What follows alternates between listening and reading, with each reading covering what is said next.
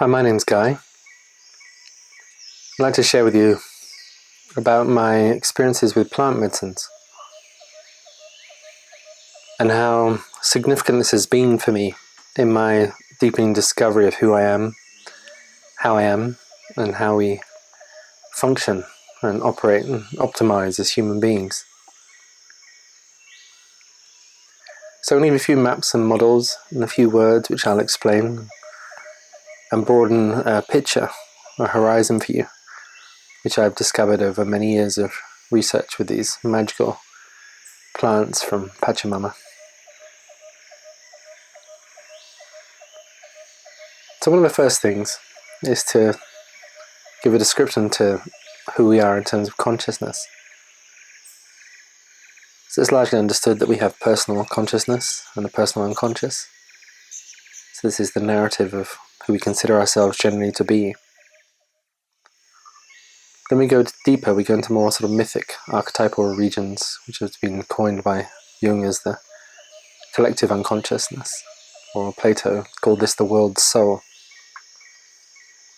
And this is the realm, or like the human library, in which all experiences happen and are archived and can be accessed.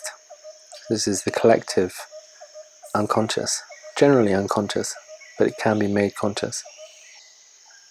And deeper still, more accurately, in deeper expansion states of consciousness and energy, we can arrive into what's often referred to as the numinous, or superconsciousness, or as Sri Aurobindo called this, the supraliminal, or cosmic consciousness, God consciousness. So you've got these three fundamentally different states. You've got the personal, you've got the collective, and you've got the cosmic. Now they're all connected. They're all a stream of consciousness, one full spectrum of consciousness and energy. Consciousness and energy are always dancing together. Two sides of the same coin. Shiva Shakti, Yin Yang, Yab-Yum. Different terminologies to describe this unitive experience of the masculine and feminine principles, always weaving and complementing and dancing together. So this is also true when we talk about raising consciousness. We're not just raising consciousness, we're also raising energy in alignment with and together with consciousness. And this is significant because if it was just consciousness, it could be attributed to the intellect, and then it would just be quite dry and empty of passion, desire, wonder, beauty. But when we bring our energy and match this with consciousness or intention, then real magic starts to happen in the combination of the mutually combined powers of this integration of consciousness and energy. And just consider what we often define ourselves or identify ourselves in and as is the personal conscious and unconscious. And this is the realm of story, our personal biography, our history, our memories. Things that we define as us, orientate to, and consider this is me. From a psychedelic perspective, this is considered to be the social interface, or the outer mask, the outer costume. It's the persona through which the heart, or our pure presence, dances through.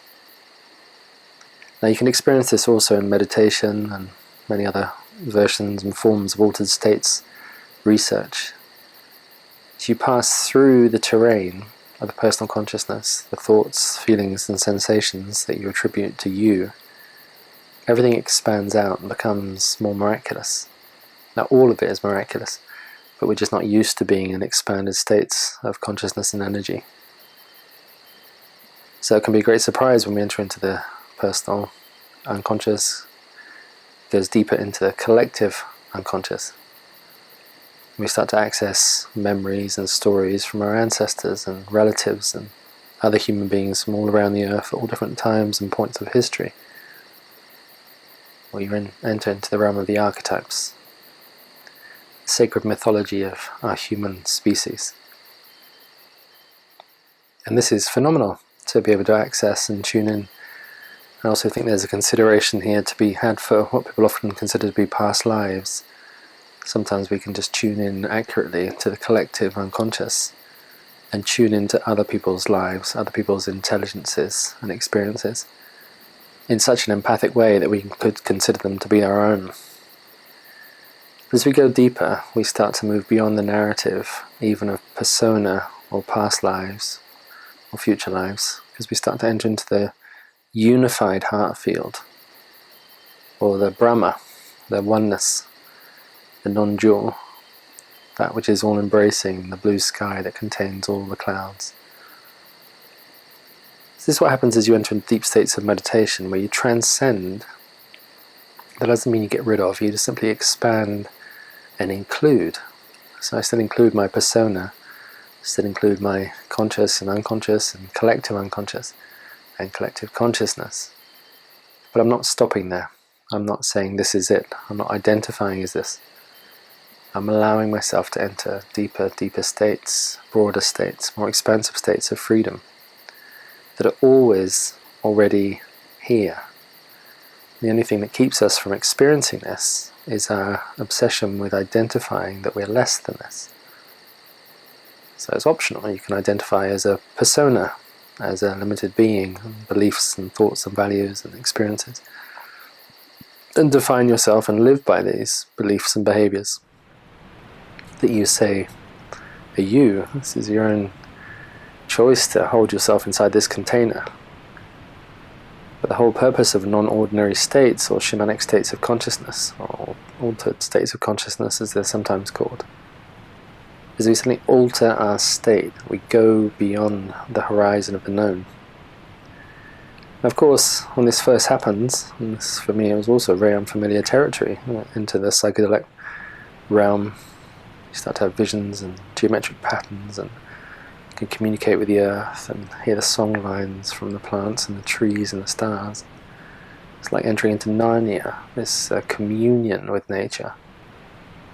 So it takes a little bit of getting used to learn to function in this other domain of consciousness and energy that operates under different laws and operational functions. It's a bit like flying time. If you imagine flying an aeroplane, first time you go up, you're twiddling on the knobs and pressing on the buttons and getting stressed by coordinating the whole thing. But after 1, 2, 20, 30, 100 times, it becomes second nature. Same way if you went traveling for the first time to Africa, it'd be a bit strange on arriving and not knowing the places and the food, the locals, the hotel, the travel, the pathways, all these things. But gradually you acclimatize, you get used to. It's exactly the same with these inner states of consciousness and energy. So the more psychedelic experience you have, the more familiar you become with this inner imaginal landscape. I say inner, which is not completely accurate. Destination. That's something I personally feel is the importance of making yourself a resident in consciousness and energy and expanded states. It is not that expanded states are better than contracted states or more compressed or condensed states. Just recognizing that it's all one stream of consciousness and energy. And this has been what's been inspiring me, if you like, throughout my life, to keep deepening and expanding and broadening horizons. Because the more consciousness and energy I can access, the more vision there is, the more presence that is, the more life that is to live with and as. And this translates through every other level. This is what Joseph Campbell called the hero's journey. We enter into great mystery and bring back the boon, he called this, which is the gifts of healing and vision and insight and awareness. And we bring this back to our community. We bring this back to our persona. So there's an integration on the return journey. So just like to detail some of my experiences, what I often have moved through in plant medicine ceremonies. So there's the initial onset of the medicine, which varies in time, depending on all sorts of things, your constitution, capacity of prayer and song, and the activation of the medicine itself. But when you're in the medicine state, it's very, very obvious and evident that you've entered into plant medicine state, because suddenly you have more sensitivity at the edges, peripheral vision opens up. everything slows down and you start to see more clearly and have this capacity for clarity and deep understanding. Or at least this is in my case. Then what often happens is you start to bump into that which has been left in shadow. Because psychedelics, plant medicines, they amplify consciousness and energy. So it's like switching on the lights.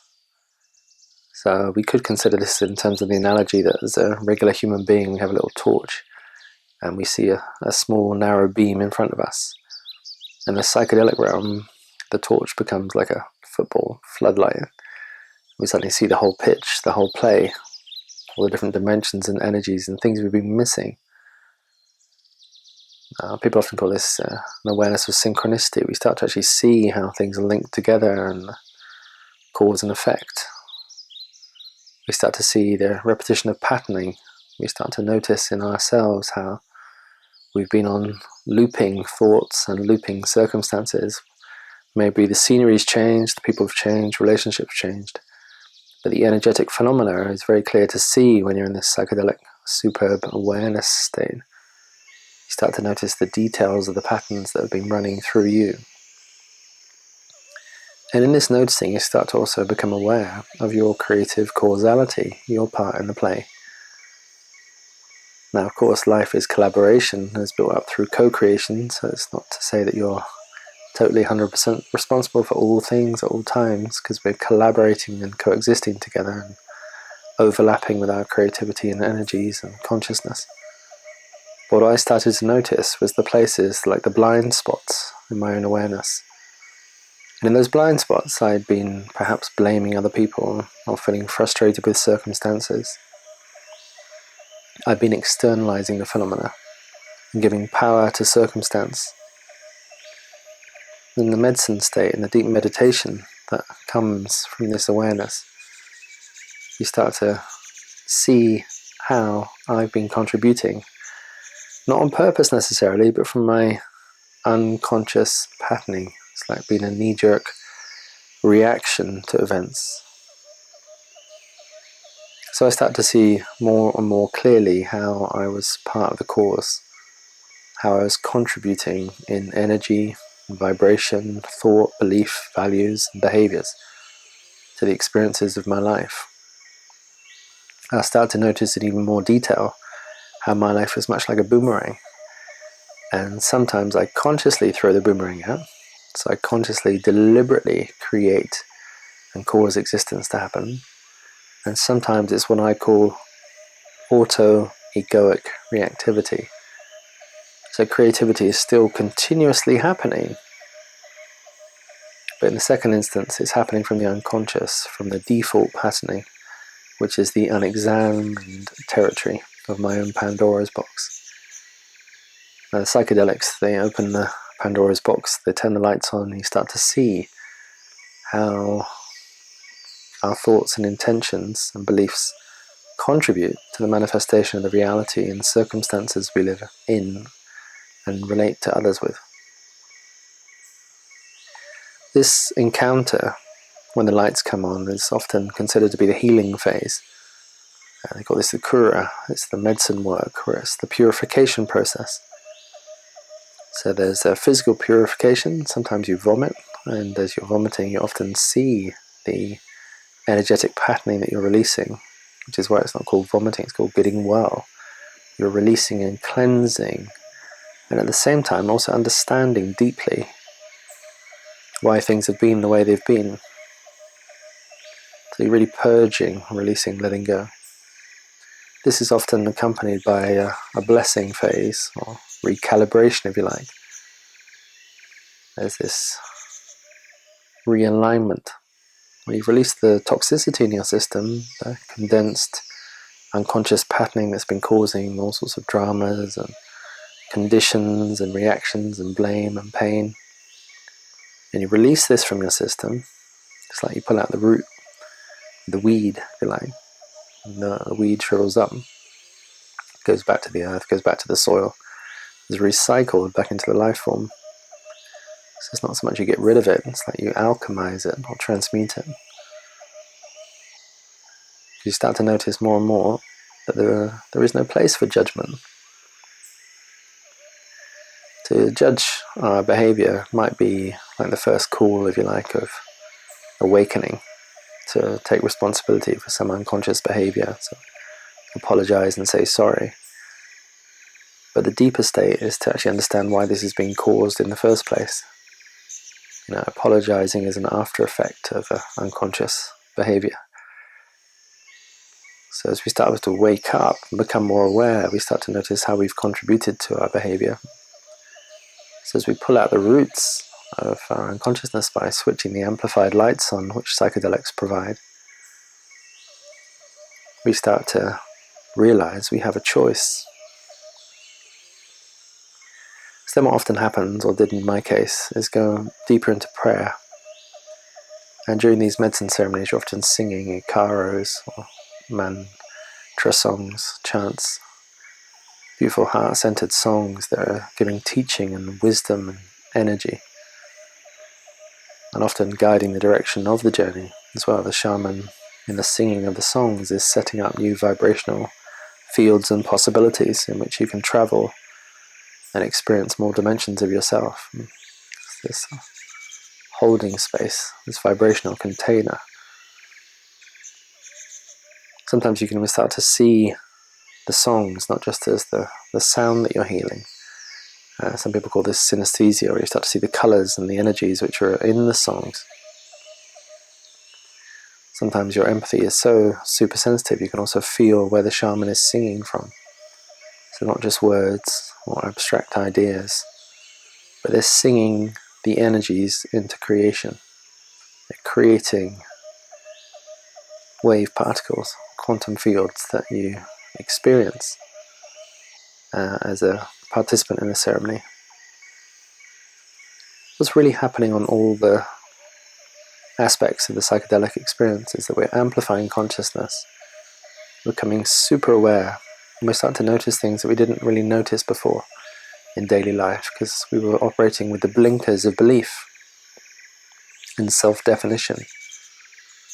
As you go through these apparently unusual states of opening consciousness, you start to get less interested in the definition of the persona and more interested in the flowing, vibrating life experience, the actual aliveness, the actual movement of Kundalini Shakti grace that flows through us continuously, the Holy Spirit, the blessed life force. You become very, very present to this holy fire with your breath, with your energy and your vibration. It becomes very obvious and evident that we are this, that our primary ground of being is energy and awareness, or consciousness and energy. So it became less and less interesting for me to identify myself as a story, as a role, as some kind of obsessive egoic definition. Like I'd seen behind the veil. And these veils are what I call dissipative thresholds. So it's a threshold you step across, it dissipates. What was apparently a tight container, a rigid structure of belief and ideas and values. Suddenly you step through this and you realize it's like moving through a misty rain. It was never really holding any substance. But it was so carefully maintained by our habits and addictions and possessions to things, and thoughts are also things, that we imprisoned ourselves in our own limiting beliefs. Now there was an occasion once where I took some LSD, and in that one ceremony all of my beliefs melted. It became liquid and dissolved and evaporated, and I experienced myself as this unified field of superconsciousness, the superliminal or the newness, and it made its presence very, very evident in all things all at once. Had this simultaneous multidimensional awareness that was capable of empathizing from all perspectives at once in a very relaxed way. I became the cosmic witness that was passionate and alive and present, but in all things. So I really melted the definition of separation. And after that journey, When I came back, there was no interest in me in constructing more and more beliefs, or getting attached to them, or giving them extra meaning. So now when I use words and ideas and beliefs, I'm really using them as tools, descriptive tools, but I use them very lightly. The ideal language of the heart for me is poetry. It's very soft, melodic, it's not attached to the hard edges, it doesn't hold position. Because I've understood that life is relative. It's relativity theory of Einstein. We all have our unique relative perceptions of what we consider truth or reality. Beauty is in the eye of the beholder, but all things are in the eye of the beholder, how we see things. And what becomes interesting in the psychedelic experience is where we're seeing from. Now consider the difference between seeing from rigid positional beliefs, like I'm a this, I'm a that. You define yourself by a role or religion or philosophy or politics, or a family tradition, or a patriotic position. So you consider yourself to be a something. You've actually objectified yourself in your attachment and identification. So imagine looking from that point of view. You're going to be full of opinions and judgments, and I'm right and you're wrong, and racisms and all sorts of different ideological differences. So you'll be in power position. That would be you versus every other position. So your position actually becomes a defense mechanism. So instead of meeting other human beings with a generosity and abundant boundness, open-heartedness, we meet from the narrowed, blinkered perception that I'm this and you are that. And at some version of this we are enemies or a threat, or the unknown is disconnecting us. And let's look from a different perspective. Imagine you've gone into deep psychedelic space or meditation space. And you've moved through the personal and the collective, melted the edges, softened, breathed in, breathed out, become a unified field. So who's looking out into life is awareness, is presence, is passion, is pure desire, is your being, is your heart, soul, any words you can use to describe this state of you-ness, which is not based on definition or idea or ideology, it's simply effortless existence. You are fundamentally and foundationally alive. You are the life. And life is looking out through these eyes, through these thoughts, through these sensations and emotions and energies. But fundamentally, it is life that is here. So I can call myself Guy, but it's not really who I am. Guy is the interface through which life is looking out through. It gives a particular nuance and flavour and difference and uniqueness and originality. But as Martin Luther King said, we're all the same, but different. So the same in the unified heart field, and different in our variety, in our uniqueness, individuation on the outside. There's another teacher, Abraham, says that we are the living extension of source energy. I like this. So this sense of like everything is arising from the oneness. From the ocean comes the wave, but the wave doesn't consider it separate from the ocean.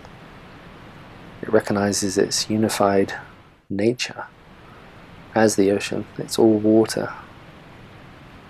And likewise, we are all consciousness and energy. We are all the presence of love. We are all the one being of life. And from this perspective, you don't have any beliefs in past or future lives or egoic identities or achievements or status. You live in and as the miracle of existence, which doesn't need to perform or display or get anywhere or get anything, is relaxed in a unified heart field, is the expansiveness. So what I've noticed in many of the psychedelic journeys that I've been in with the plant medicine, ayahuasca primarily, is the first layer of the encounter is with the spirit of the plant. the vine and the leaf merge together, creates a communion. And this plant spirit, this intelligence from Pachamama, from Mother Nature, becomes the master teacher and knows what I consider myself to be me exactly and perfectly. And this plant teacher, this spirit medicine, switches the lights on. Now, I may go into some version of resistance at the beginning because it feels painful and uncomfortable to see the things I've not yet seen. I experience some wounding I've been ignoring or hiding or denying. I experience some of my own shadow dancing and mischievousness and manipulation and deviousness. The gameplay we often get into in our power positions. You start to get naked in your awareness.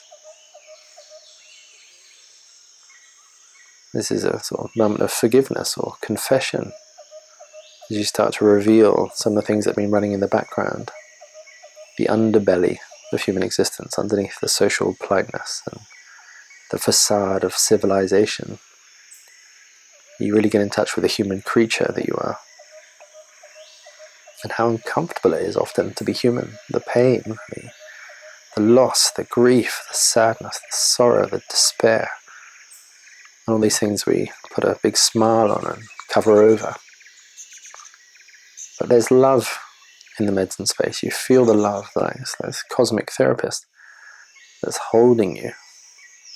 And this holding space is what gives you the power and the bravery and the courage to face and feel into, to lean into what has been in shadow. Now, in the same way that the ocean and the wave are one, our shadow is but condensed light. It's all light, it's all love, it's all energy. It's just in a contracted form. And it's become contracted because it's been in denial, it's been in a state of habit and withholding. It's been frozen, it's been ignored.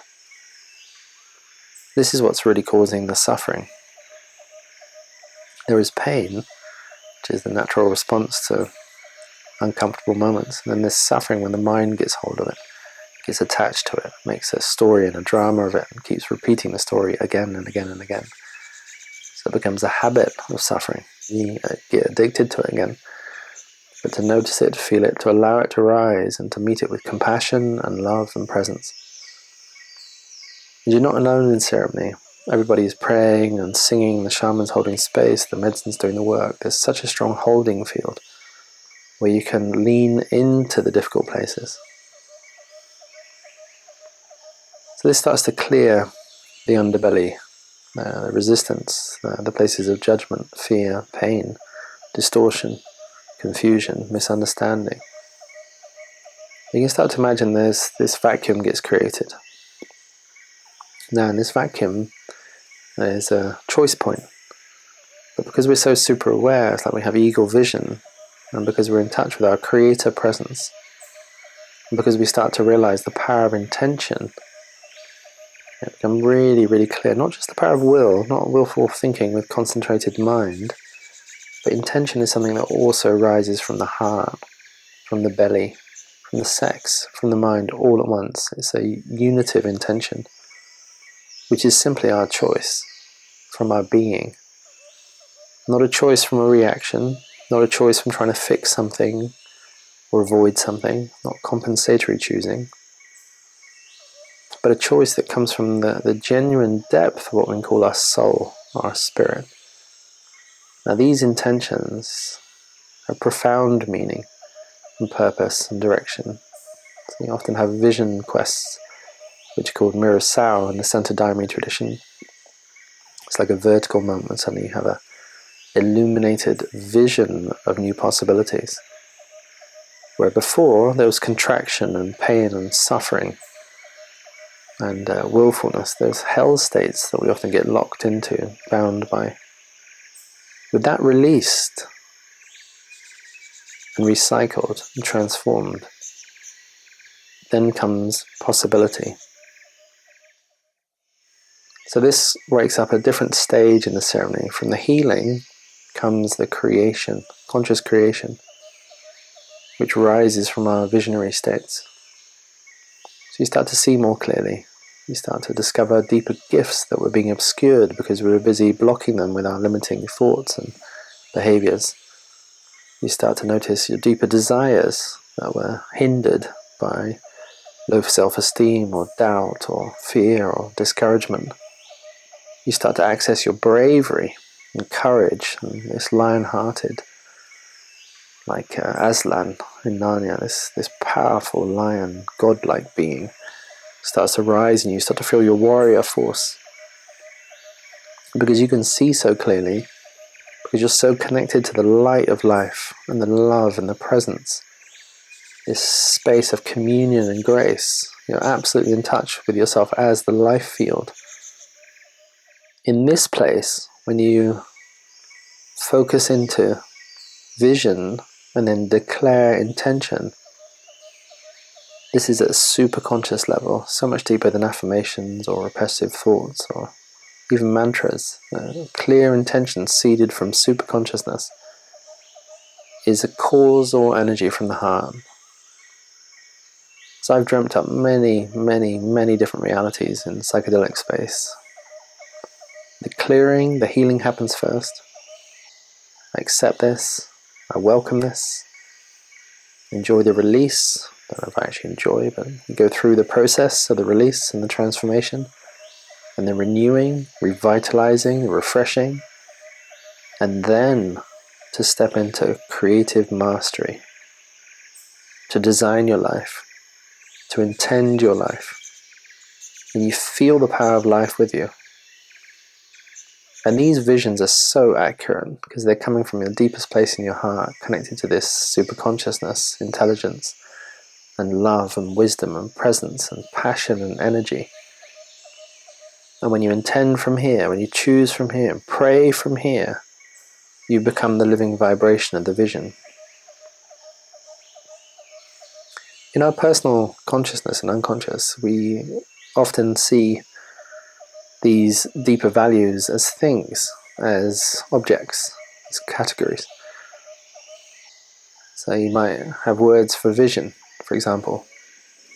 But in psychedelic space, you have a knowing of the visionary landscape as a living, vibrating presence. It's not some abstract idea, not some thing you read in a book. It's something which you're absolutely present in and as, the imaginal realm. You can draw from this realm of dreaming. The Aborigines call this the dream time. It's a living field, pulsing field of awareness and love and possibility. Hopefully you can get a sense of what I'm saying, that in this psychedelic space, in the plant medicine, you have amplified consciousness and energy, super sensitivity, empathy, awareness, presence, passion, connection.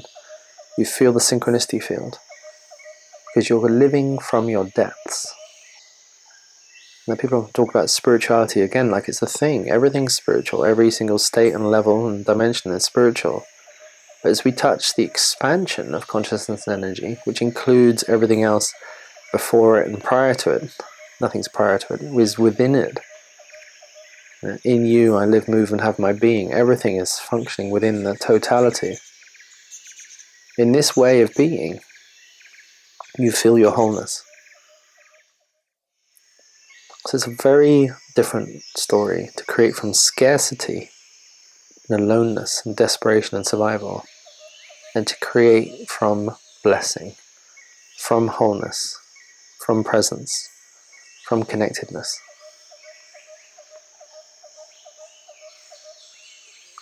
Now, if you just had one psychedelic experience, or two or three, then you may have touched, a bit like a visitor or a tourist, these different realms.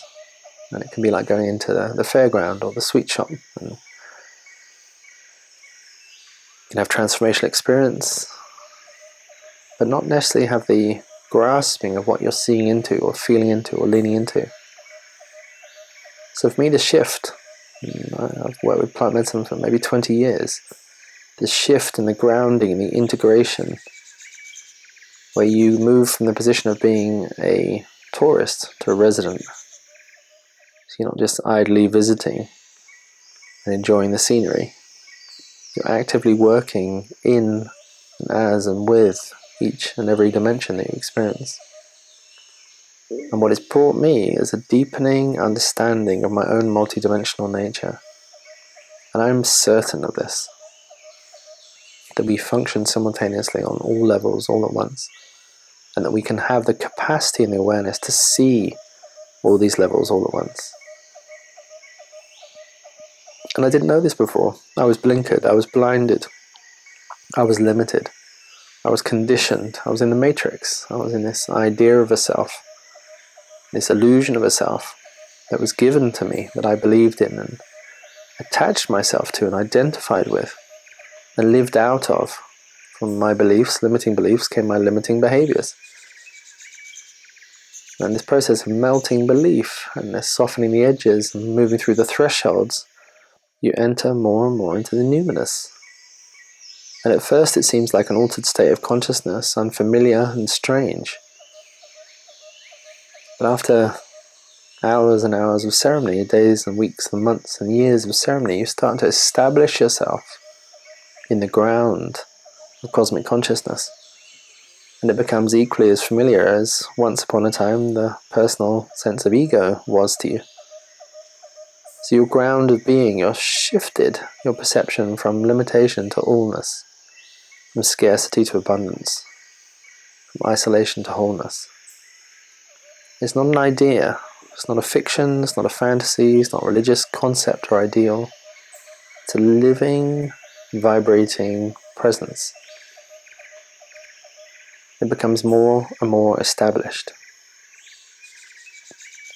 Now I made it my business I was going to work with plant-led sun, which is very strong. It's like drinking liquid lightning. I made it my business in the spaces in between ceremonies. I would detail what happened as best I could, re-access the information, energy, the healing, the vision, and I would apply it and integrate it and build my energy to become as it. So I took seriously the integration phase.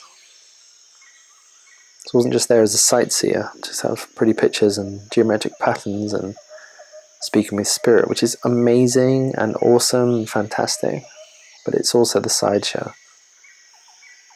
Deeper possibilities of realization, grounding, and integration and application. So in the context of what I said earlier about the hero's journey, for me about diving deep into the heart of creation, merging with this, becoming this, being this, recognizing my own heart in co-creation with creation, and then coming back into personality, the persona, the outer interface, if you like, remaining awake, remaining as this. So not giving this up on the return journey, but weaving this in.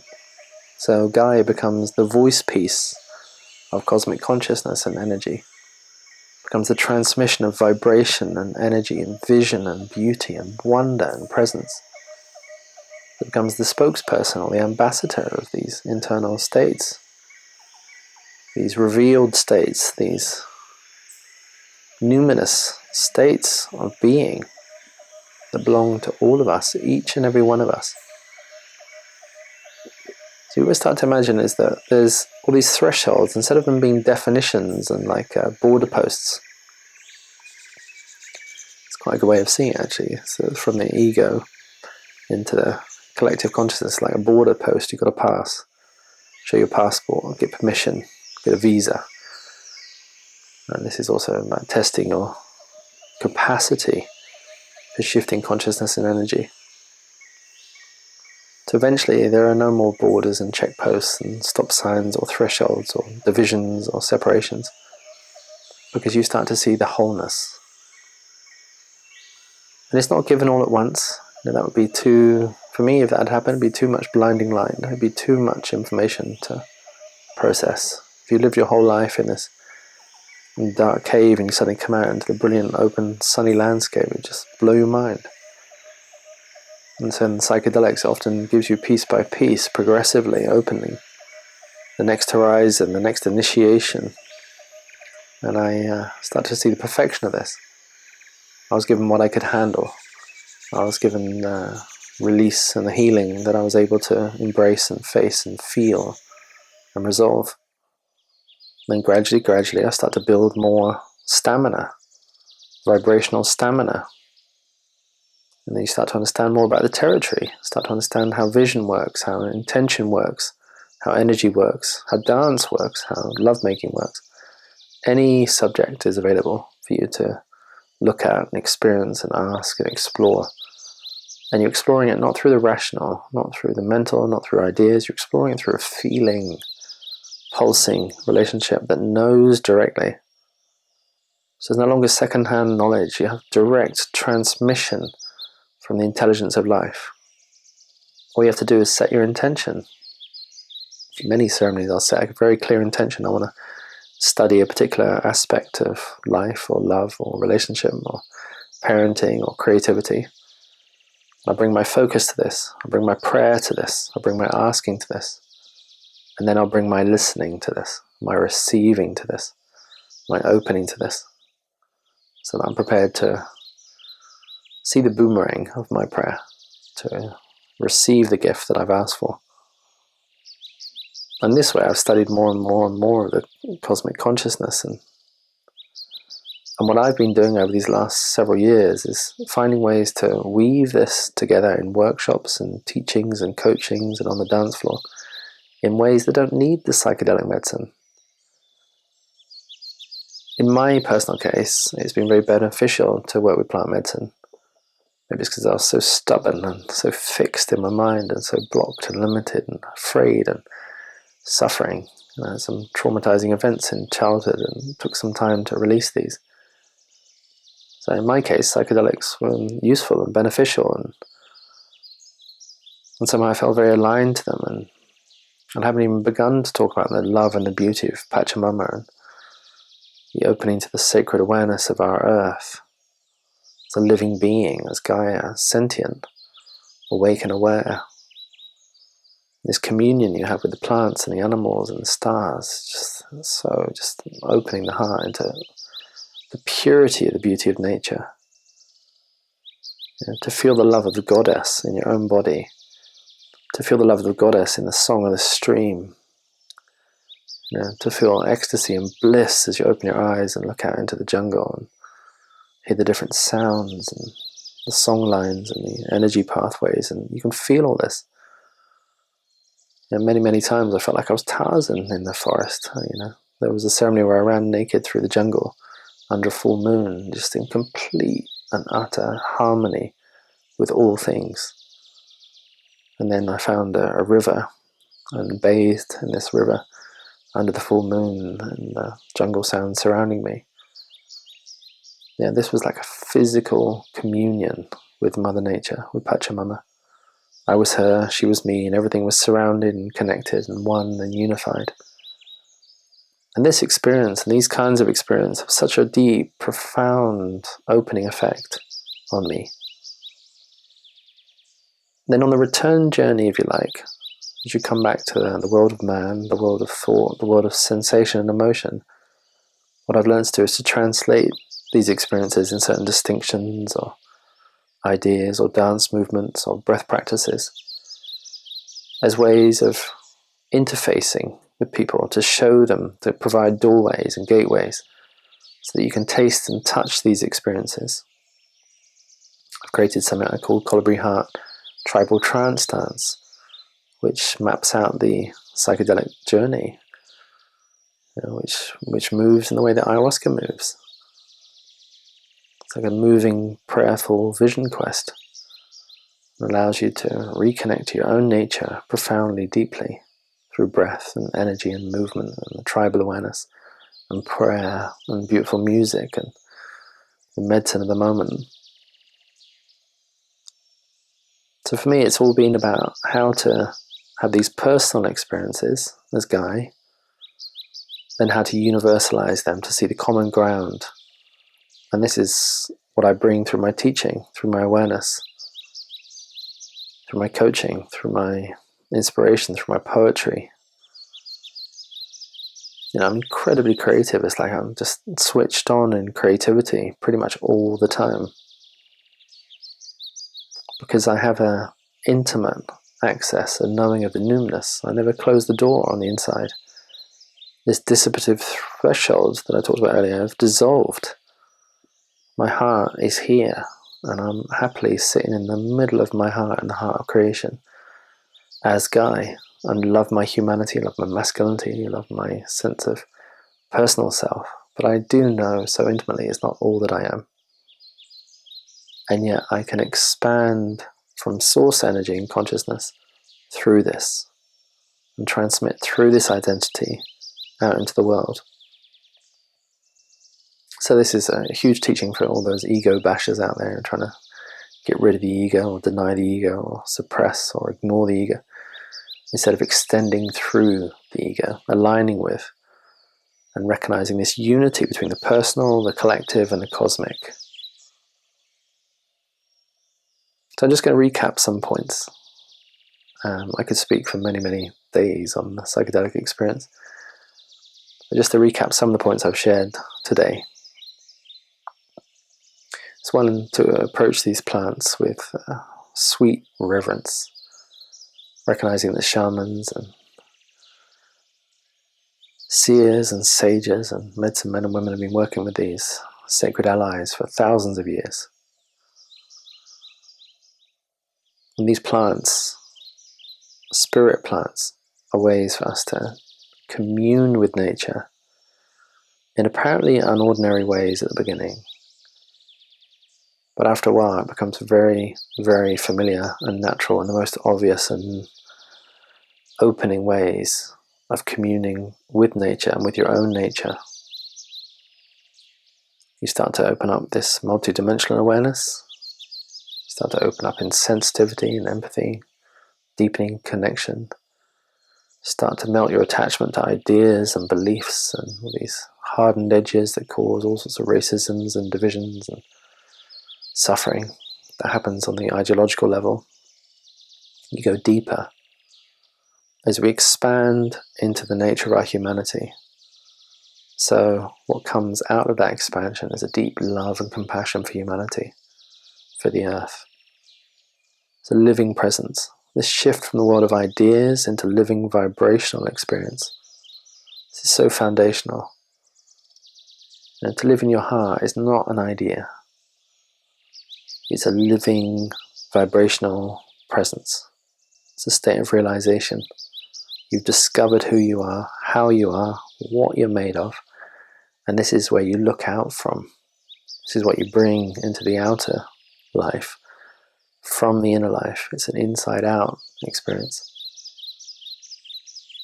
I was talking about the unity of consciousness and energy, and the harmony, deep, intimate, ever intertwined tantric marriage of the masculine and feminine, Shiva Shakti, Yab-Yum, Yin-Yang. Consciousness and energy equals creation. So this unitive experience. So as we expand, we're expanding our personality into the collective, into the cosmic. And then from the cosmic, we come back through the collective, back into the personality. And we start to get more and more aware that we are all of this, a full spectrum of consciousness and energy. We start to function as this. As you see something, you can see from that sense. And once you've realized something, it gets more and more established. So your natural foundation starts to emerge. You start to live life as an ocean with many waves of expression. And then your orientation to belief and thought and feeling and sensation is so different, because you're utilizing them as vehicles of expression. You're not attached to them, don't have to get identified with them, don't have to get bound by them. So you're living in this state of always already freedom. It's already free. You're utilizing your gifts and potentials to express through. So your system is fundamentally relaxed all the time. Instead of the stress response that comes from this identification, I am my emotions, I am my thoughts, I am my sensations. And the attachment and the stress in the addiction and obsession to this surface identity, which we already know is not all that we are. It's the outpost of expression of a continuum of consciousness and energy. But in the attachment and the belief that this is what we are, we create stress, anxiety, fear, separation, and that drives us into survival and competition. And we all know the exploitative effects and disastrous effects for humanity and the earth when we live in a state of stress, separation. So my wish, my intention, my prayer for you, for us, is to realize the depth of who we are, to establish yourself as this, to make your home your heart, cosmic heart, and enjoy the elaboration of this through all the different stages and states and functions and intelligences and abilities and gifts and resources. But it's one continuum of consciousness and energy. So we start to get established in our wholeness again and start to live from this original blessing. And this transforms completely the way we see the world, the way we live in the world, the way we love in the world, the way we vision in the world, the way we create in the world. And suddenly everything, every single thing makes sense. There's this synchronistic relationship between all things. And we are in the heart of this living experience. And at the end of most of the ceremonies, if not all of the ceremonies, after healing and cleansing and purifying and visioning and intending and creating, there's often moments of bliss and silence and gratitude, where there is no longer praying towards something, you're praying as something to itself. This deep, deep, deep appreciation for existence. By the grace of life, here I am, in my essential, fundamental aliveness.